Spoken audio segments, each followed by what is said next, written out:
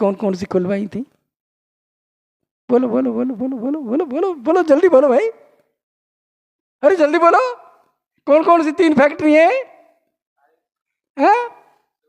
हैं? 3 फैक्ट्री अपने अपने इस मकान में खोल लेना। पहली फैक्ट्री आइस फैक्ट्री खोलना, दूसरी फैक्ट्री लव फैक्ट्री खोलना दिल में, और तीसरी फैक्ट्री मुंह में शुगर फैक्ट्री खोलना। ठंडा ठंडा दिमाग रखना, दिल से सबसे प्रेम मोहब्बत करना और सबसे मीठा मीठा बोलना। तो बताओ, सासू लड़ेगी क्या? जिठानी लड़ेगी क्या? दौरानी लड़ेगी क्या? भाई भाई में झगड़े होंगे क्या? बाप बेटे में झगड़े होंगे क्या? मीठा मीठा बोलो और प्रेम से रहो। आपका समय ले लिया मैंने काफ़ी। ये 5 देवताओं की चर्चा थी, मैंने आज आपको कर दी। और ये 5 देवता मंदिरों में जाकर के देखना गौर से, 5 सीढ़ियां बनती हैं सिंहासनों की। 5 सिंहासन बनते हैं और जिनमें सबसे छोटा देवता होता है उसको नीचे की सीढ़ी पर रखते हैं, नीचे की पोता है। उसके बाद में उससे बड़े वाला, उसके बाद में उसके बड़े वाला, उसके बाद में उसके बड़े वाला, उसके बाद उसके बड़े वाला, और 5वीं के बाद 6ठी सीढ़ी आती है, उस पर कौन बैठता है? सबसे बड़ा। इस मानव मंदिर में भी ऐसे ही 5 सीढ़ी सिंहासन है, जिस सिंहासन में सबसे बड़े सिंहासन पर हे आत्माओं तुम बैठे हो। तुम हो ना। छोटे सिंहासन पर गणेश जी, दूसरे पर ब्रह्मा जी, तीसरे पर विष्णु जी, चौथे पर महादेव जी, नहीं तीसरे पर महादेव जी और चौथे पर आद्य महाशक्ति, 5वें पर आद्य महाशक्ति और 6ठे पर मैं आत्मा। 6ठे पर कौन है? तो स्वामी जी महाराज कहते हैं ये तुम्हारा कर्म कांड है। इस कर्म कांड को सही करोगे और सब में मुझको देखोगे, सब में मुझको देखोगे, तो तुम्हारा बेड़ा पार 6ठे स्थान तक होगा। यहाँ आकर के तुमको ज्ञान होगा कि मैं आत्मा। ये आत्मज्ञान तब होगा, इससे पहले आत्मज्ञान।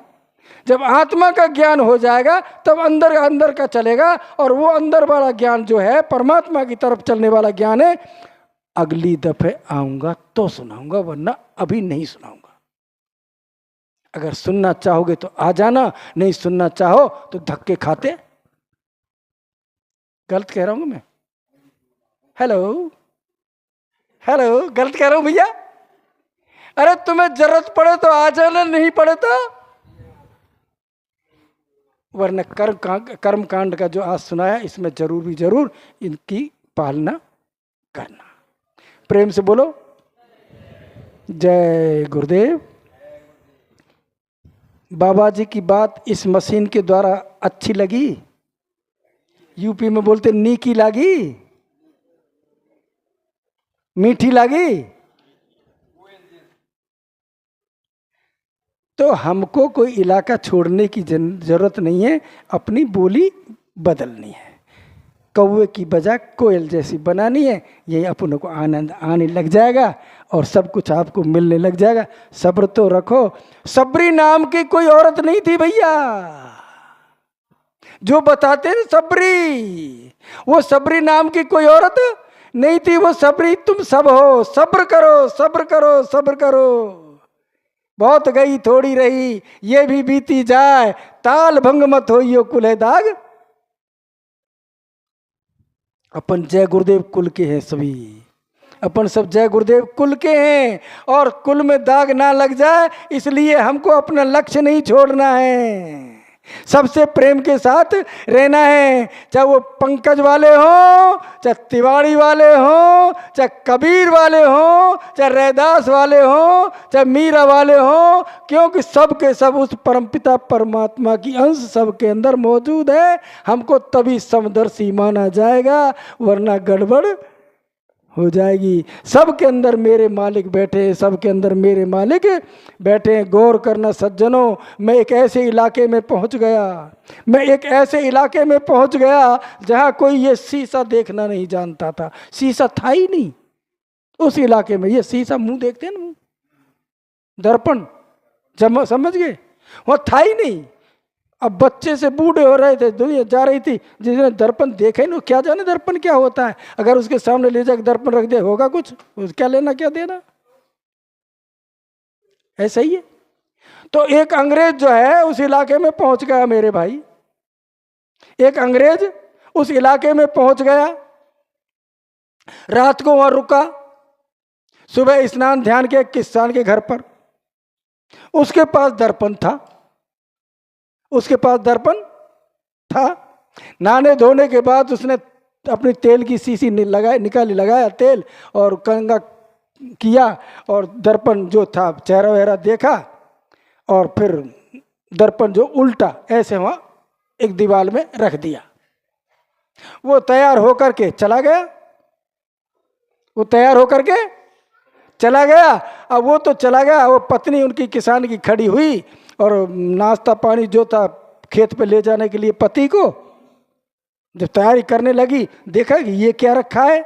उसने वो शीशा जो ऐसे रखा था उल्टा और उठाया यूं और ऐसे घुमाया हाथ, तो सामने देखा अरे खुद का चेहरा दिखाई दिया, खुद का चेहरा दिखाई दिया। और खुद को देख कर खुद का चेहरा, आप कितने लोग बैठे हो जो अपने खुद के चेहरे को देख रहे हो इस समय बिना शीशा के? कितने बैठे हो? अपना चेहरा देख रहे हो क्या आप? शीशा दे दो दिख जाएगा ना। खुद का चेहरा बिना शीशे के कोई नहीं देख पा रहा है, लेकिन जैसे उस पत्नी ने, किसान की पत्नी ने वो शीशा नहीं लिया सामने, खुद का चेहरा देखा और जोर से बड़बड़ाई, गुस्सा बड़ा तेज आया और कहने लगी और सत्यानाशी, शादी तो मेरे संग करी तूने और तूने दूसरी रांड ला के बैठा रखी है। दूसरी औरतें ने बैठा रखी है, ये कब से छुपा के रख रखी है इस घर में। उसने रोटी नहीं ले गई खेत पर, रूस गई, मैं देखूंगी आने दो, मैं तो मेरे पीहर जाऊंगी। फिर साथ फेरा तो मेरे साथ लिए और दूसरी रांड घर में रखता है। बड़ी विचित्र घटना हो गई। वो बेचारा खेत से घर पर आया, घर आया देखा तो रूसे बैठी। बोले भगवान आज क्या बात है? अरे भगवान क्या बात है, बड़ा मीठा मीठा बोलता है, सत्यानाशी कर्म खोर ले निपूते, तू पहले ये बता ये रांड कब से लाया यम धरिए तेरी रांड। वो चक्कर पड़ गए, कौन सी रांड, कहाँ की रांड, क्या बात है, क्या बात हो गई? अरे देख इस घर में बैठी है, कि उठा देख इसमें से तेरी रांड बैठी है जिसको तैने पाल रखा है। उसने वो शीशा उठाया भैया, और शीशा उठा के जैसे हाथ यूं घूमा और देखा, और तेरी के मेरे ऊपर लांछन लगा रही है, तेने कौन सा रंडवा तेने खुद ने बैठा रखा है कि खुद का चेहरा देखा ही नहीं था। अब वो लांछन उसकी पत्नी पर लगा, अरे दूसरा ये रंडवा कहाँ से बैठा रखा है, कौन है ये? अब दोनों में हो गया झगड़ा, होगा कि नहीं? अब दोनों लड़ने झगड़ने लगे। बुला पंडित जी को, वो बिचौलिया और होता ना शादी करवाने वाले, उसको कहाँ से कैसे कर दिया कबाड़ा तूने। उसको बेचारे को बुलाया, उसने देखा, अरे ये तो मैं थोड़े ही हूँ, पता नहीं किस किस को लाकर बैठा लेते हो तुम घर में। पंडित जी को बुलाया जिन्होंने फेरे पड़वाए थे, पंडित जी ने भी देखा, अरे मैं किस किस पंडित को ले आया, मैं पंडित थोड़ी हूँ, ये पता नहीं कौन पंडित को ले आए। मतलब गांव में पूरे में गड़बड़, झगड़े ही झगड़े होने लग गए। उधर से स्वामी जी महाराज निकल करके जा रहे, इन्होंने ये झगड़ा सुना, झगड़ा सुन करके नजदीक गए कि क्या झगड़ा है बाबा? ये झगड़ा, ये रांड बैठा रखी घर में और सब लड़ रहे कि ये दूसरा सरपंच ले आया, दूसरा पंडित ले आया, दूसरा पता नहीं क्या क्या।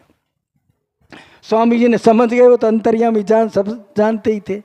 उन्होंने कहा ठीक है, उस पत्नी को बुला, बेटी यहाँ अपनी बगल में खड़ा कर लिया कि मेरे चेहरे को देख, पहले तू मेरे चेहरे को देख। हाँ स्वामी जी देख लिया आपको, अब इस मेरे बगल में आ जा और इस शीशे में देख, मैं ही हूँ ना?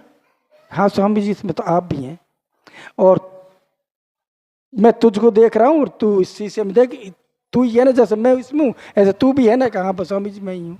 अब सबको जब वो शीशा दिखाया सब समझ गए इसमें तो मैं ही हूँ, इसमें तो मैं ही हूँ, इसमें तो मैं। अब शीशे में जब तुम अपने चेहरे को देखते हो तो ईमानदारी से बताना भैया, सबसे सुंदर कौन नजर आएगा? खुद सबसे सुंदर कौन नजर आएगा बहनों? मैं तो मेरी बात बता रहा हूं, जब मैं शीशा देखता हूं और देखते समय शीशे को टोपी को हटाता हूं और दिल में सोचता हूं मुझसे ज्यादा सुंदर इस दुनिया में कोई नहीं है। हो सकता है आप भी यही सोचते होंगे। ऐसे ही स्वामी जी महाराज कह रहे हैं कि सबके अंदर मैं हूं, सबके अंदर मैं और सब मुझ में है और मैं सब में हूँ, तब हम और आप सब में गुरु महाराज को देखेंगे और गुरु महाराज को अपने आप में देखोगे, समझोगे, तो झगड़ा बढ़ेगा घटेगा? बोलिए, झगड़ा घटेगा कि बढ़ेगा? घट गया, झगड़ा मिट गया। तो ये झगड़ा मिटाने की कहानी तो मैंने आपको बताई है। सबके अंदर मेरे मालिक है और सब तुम्हारे अंदर है, तुम सबके अंदर हो। झगड़ा मिटा कि नहीं मिटा?